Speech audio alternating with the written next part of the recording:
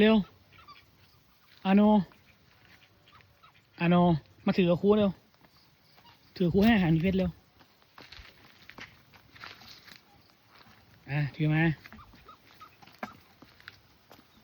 ตายถึงไหมระวังล้มระวังล้ม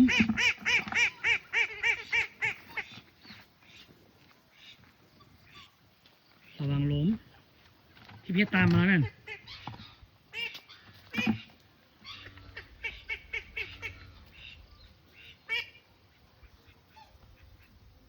ใครถึงก่อนใคร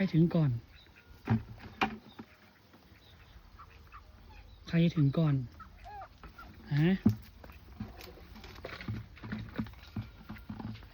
ใครจะถึงก่อนเร็วเร็ว